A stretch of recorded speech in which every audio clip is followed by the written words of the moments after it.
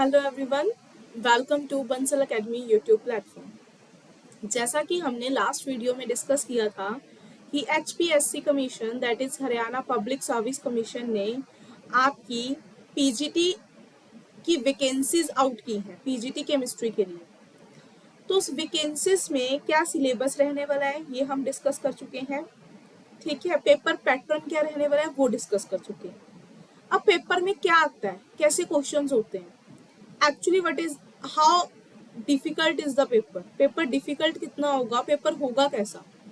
तो उसके लिए आज की वीडियो में हम प्रीवियस ईयर पेपर को एनालाइज करने वाले हैं।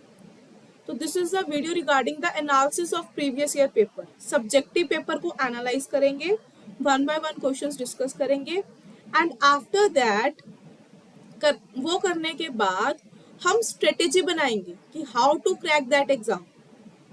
उस एग्जाम की प्रेपरेशन के लिए आप कैसे अच्छे से प्रेपरेशन कर सकते हो, कैसे क्या क्या स्टेप्स फॉलो कर सकते हो और उसे कैसे क्रैक कर सकते हो।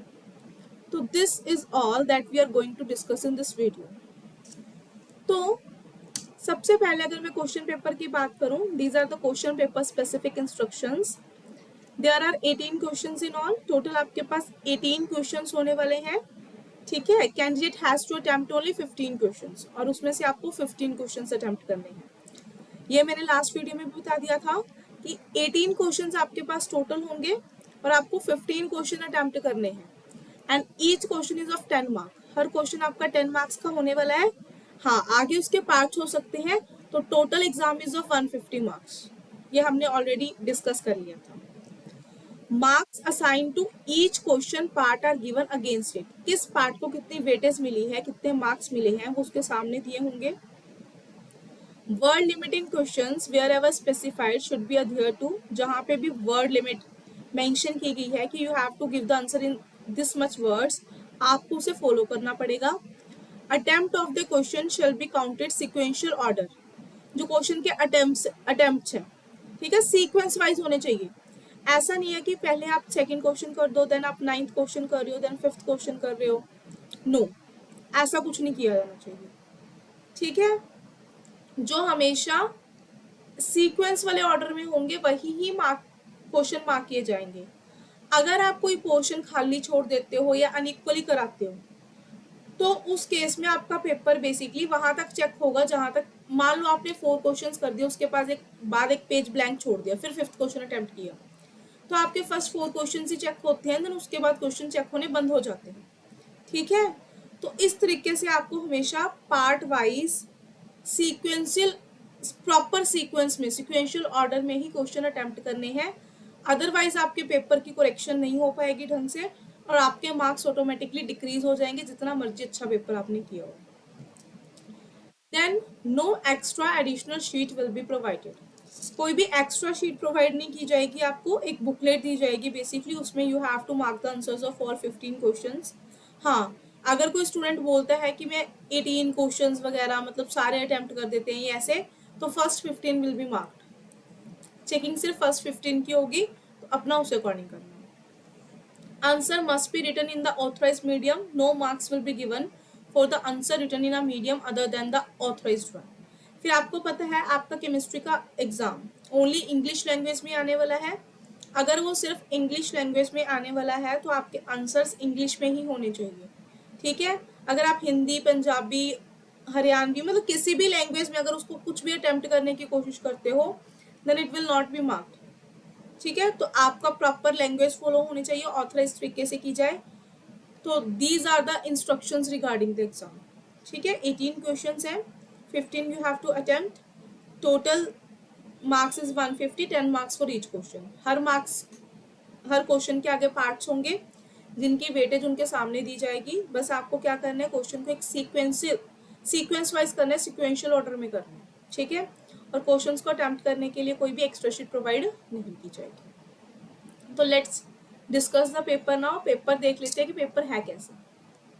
So our first question is calculate the number of molecules of carbon dioxide present in 300 ml of gas at 273 Kelvin and 2.5 atmospheric pressure. Number of molecules calculate करने हैं कार्बन डाइऑक्साइड के।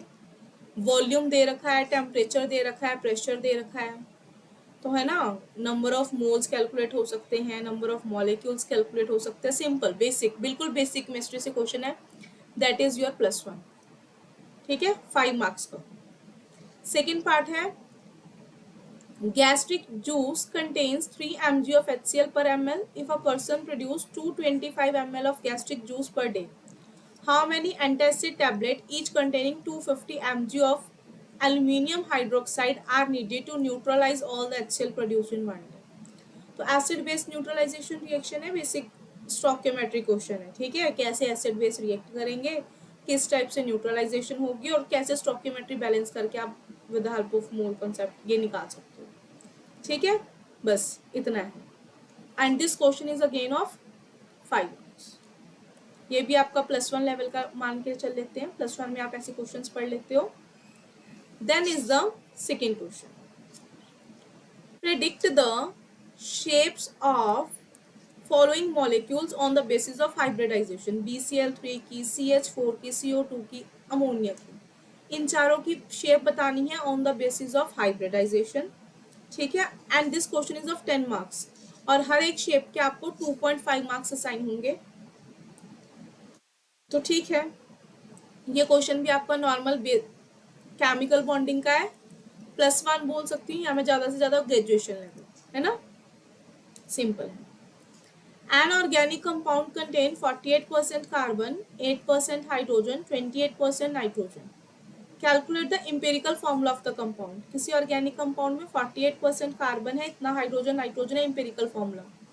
ये भी आप +1 में पढ़ लेते हो, एम्पेरिकल फॉर्मूला, मॉलिक्यूलर फॉर्मूला वाले क्वेश्चंस, कोई डिफिकल्ट क्वेश्चन नहीं है। Explain conductometric titration between strong acid and against strong base.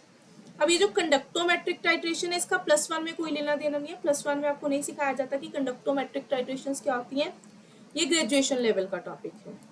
तो जैसा कि हमने सिलेबस में भी बोला था, some questions are of +1 +2 level, some questions are of from the graduation level, है ना, तो कुछ टॉपिक्स है ही ग्रेजुएशन के, तो ये ग्रेजुएशन लेवल का क्वेश्चन आ गया। Next fourth question, single question है, hydrolysis of sugar gives. Sugar की हाइड्रोलिसिस दे रखी है, सुक्रोज की ग्लूकोज प्लस फ्रक्टोज पे, इक्विलिब्रियम कांस्टेंट की वैल्यू दे रखी है, and you have to calculate delta G naught, Gibbs free energy calculate करनी है, and this question is of 10 marks. Simple सा न्यूमेरिकल है, ठीक है, बट 10 मार्क्स में है, तो बहुत अच्छे से डिटेल में करना है, हर एक कैलकुलेशन शो करनी पड़ेगी हमें। एंड क्वेश्चन किसका है, सिंपल, इक्विलिब्रियम कांस्टेंट का, या फिर आप बोल सकते हो इलेक्ट्रो में भी पढ़ते हो ऐसे क्वेश्चंस, है ना, दोनों में पढ़ लेते हो कि इलेक्ट्रो इक्विलिब्रियम कांस्टेंट, तो इजी है, it is again of +1 +2 level. Next fifth question में दो पार्ट से, derive an expression which shows relationship between equilibrium constant and EMF of the cell. अब तक क्या आ रहे थे, अगर मैंने देखा, ऑब्जर्व किया, first second third fourth question concept based थे, न्यूमेरिकल्स टाइप थे। अब ये क्वेश्चन आ गया डेरिवेशन टाइप, इसमें आपको डिराइव करना है relationship between equilibrium constant and EMF of the cell, कि ई नॉट के बीच में और इक्विलिब्रियम के कांस्टेंट में क्या रिलेशनशिप होता है, and this is of 5 marks. Explain the change in free energy for predicting spontaneity of a reaction. आपको फ्री एनर्जी में चेंज कैलकुलेट करना है for predicting spontaneity of a reaction, कोई भी रिएक्शन स्पॉन्टेनियस है या नहीं है, ठीक है, क्या क्या कंडीशन होती है, delta G should be greater than 0, less than 0, वो कैसे है, वो एक्सप्लेनेशन देनी है, but this explanation you have to give in detail in the 5 marks. तो ये क्वेश्चन नॉर्मल +1 +2 लेवल का ही है, थर्मोडायनामिक्स से, पर 5 मार्क्स में एक्सप्लेन कर रहे हैं, तो इट मीन्स आपको ग्रेजुएशन लेवल तक की नॉलेज होनी चाहिए, और अगर मैं उसको भी ज़्यादा बोलूँ कि ग्रेजुएशन से भी ज़्यादा आपको थोड़ी सी हाई ही नॉलेज होनी चाहिए, तभी आप इतनी छोटी सी बात को 5 मार्क्स में एक्सप्लेन कर पाओगे। Okay, next question is what is order of a reaction. तो सिंपल केमिकल काइनेटिक्स का क्वेश्चन है, +2 level. Give an example for second order reaction, आपको कोई भी सेकेंड ऑर्डर रिएक्शन की एग्जांपल देनी है। ऑर्डर की definition is in the 2 marks, and इसकी डेफिनेशन मतलब example is of 3 marks. Then write any two differences between ideal and non-ideal solution is of 5 marks.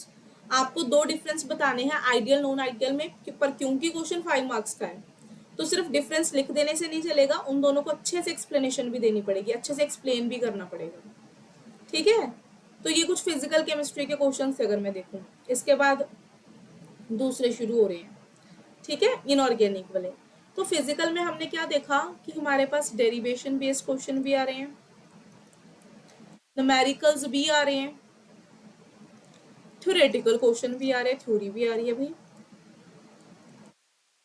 और जो मेन चीज देखी कि क्वेश्चन बहुत छोटे हैं, पर they are in 5 marks, some are in direct 10 marks, ऐसे ऐसे हैं।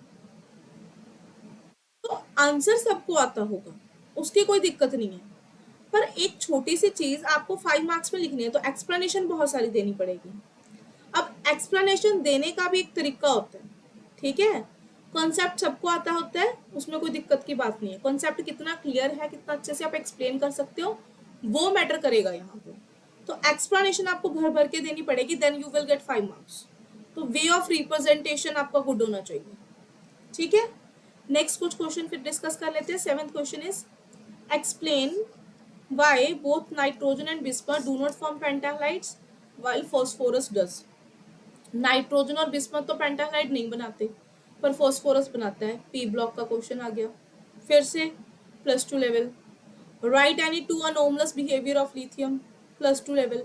अब दो ही अनोमलस बिहेवियर लिखने हैं, पर वो कैसे अनोमलस है, कैसे डिफरेंट है, किस तरीके से, proper explanation will be there, then you will get 5 marks.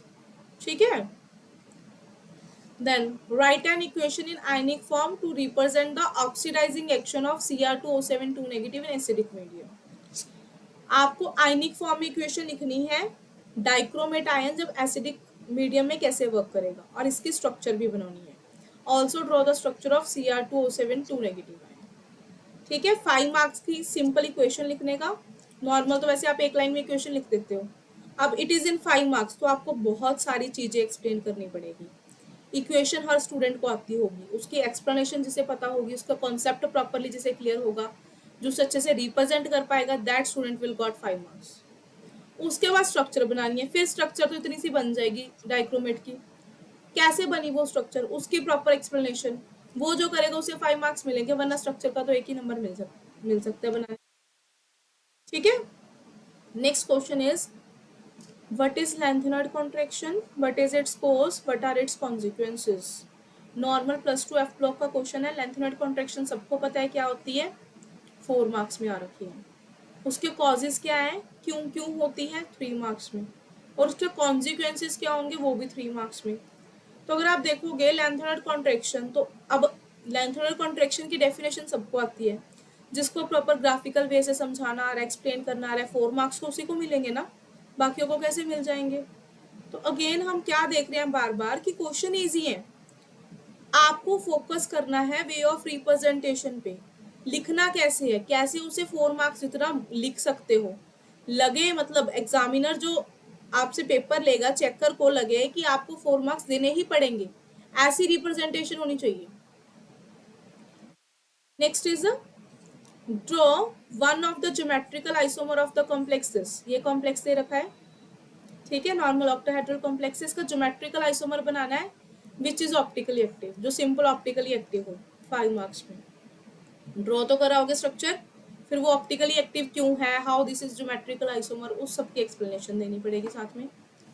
Explain on the basis of valence bond theory that निकल CN4 2 negative with a square planar structure is diamagnetic while nickel Cl4 2 negative with tetrahedral geometry is paramagnetic।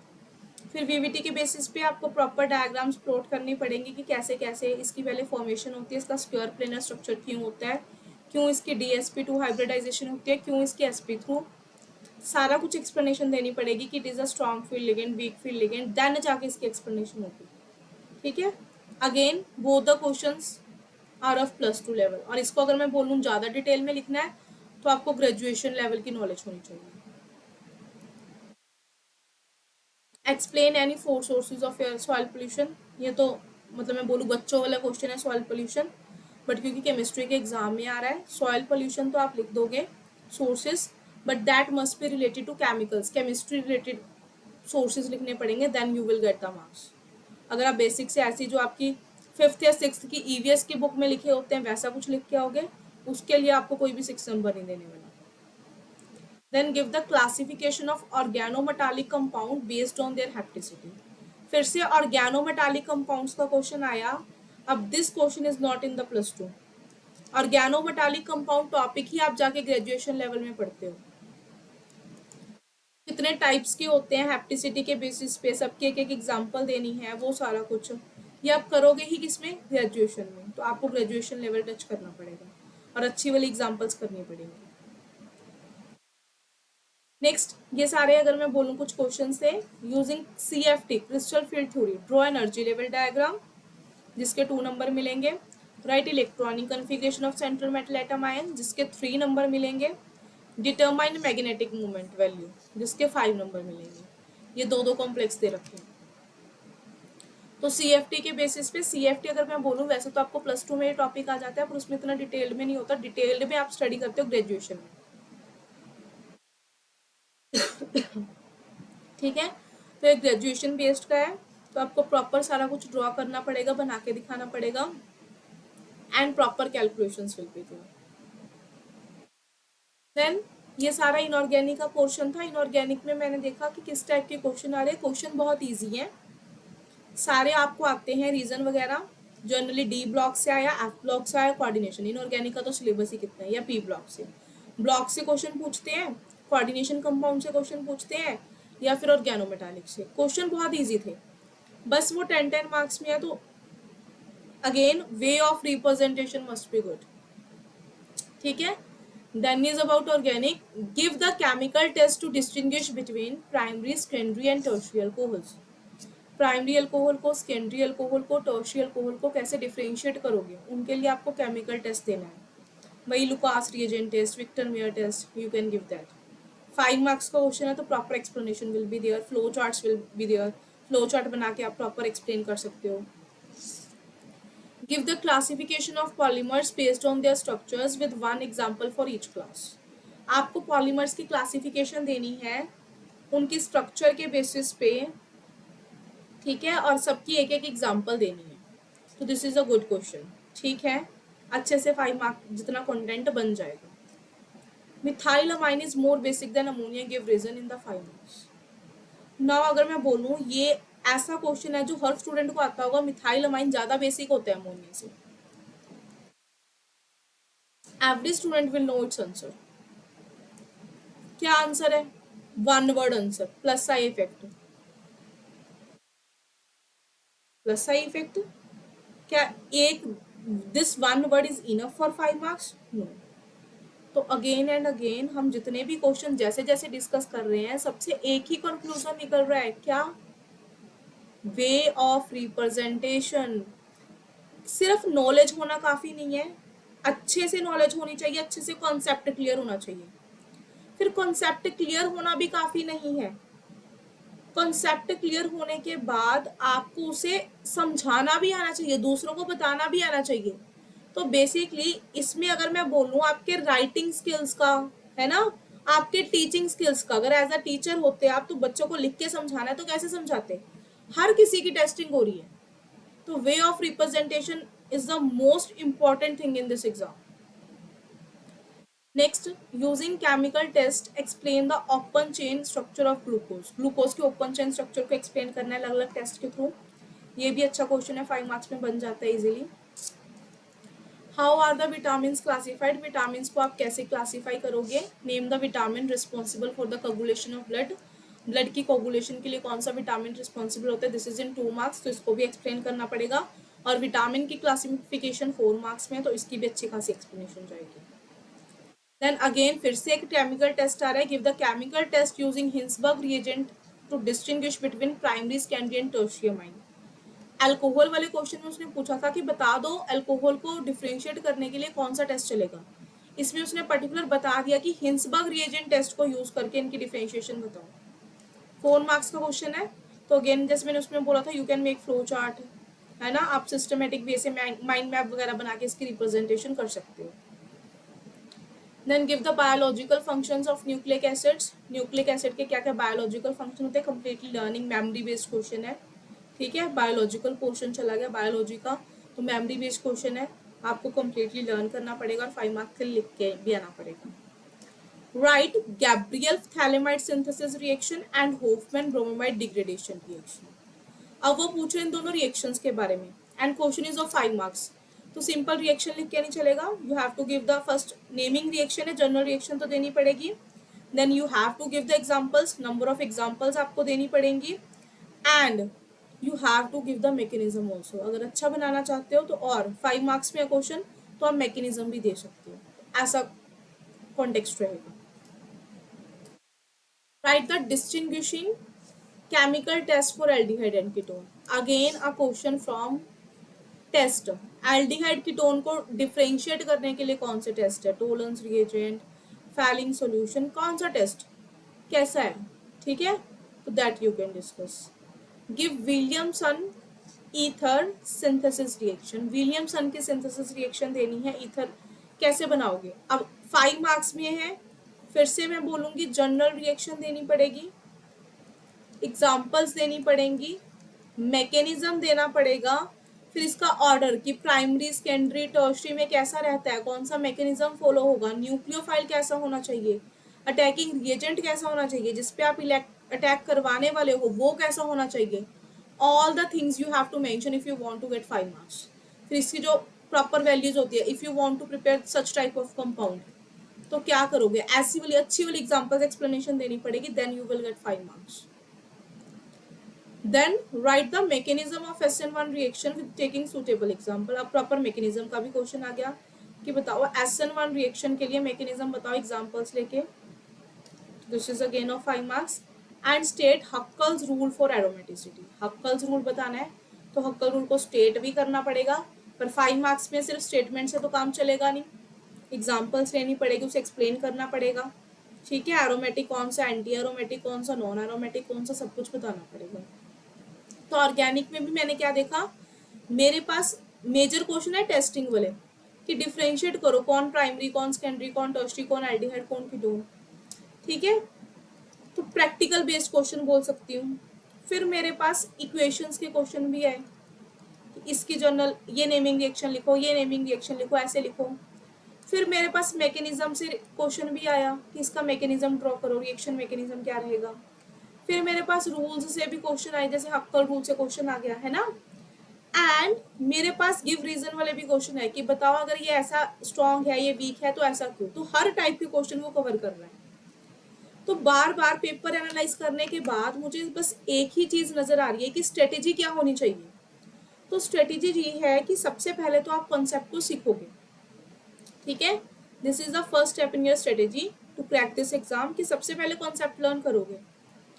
Concept एक बार अच्छे से सीखने के बाद उसे apply करना सीखोगे कि अप्लाई कैसे करना है। फिर जब अप्लाई करना भी आ गया, कॉन्सेप्ट आपने बिल्कुल बेसिक से स्टार्ट किया, उसके अच्छे लेवल तक का कॉन्सेप्ट सीख लिया, उसे अप्लाई करना भी आ गया, फिर उसे दूसरों को एक्सप्लेन करना भी आना चाहिए, लिखना भी आना चाहिए। Your writing skills matter the most. Second thing, your way of representation matters the most. अब जैसे बोर्ड एग्जाम्स की बात होती है, आप एक बोर्ड एग्जाम की तरह प्रिपरेशन करनी है बेसिकली इसकी, है ना। बोर्ड एग्जाम में क्लास में हमारे बहुत सारे बच्चे होते हैं जिनको आता होता है सारा कुछ, पर टॉप तो कोई एक या दो स्टूडेंट ही करते हैं। क्यों? इट डजेंट मीन कि दूसरे को ये चीज नहीं आती थी, पहले को ज्यादा आती थी। अगर एग्जाम में पर्टिकुलर पोस्ट निकली है, जितने लेटर से 10 पोस्ट है किसी एग्जाम की, तो 1000 10,000 number of students will give that exam.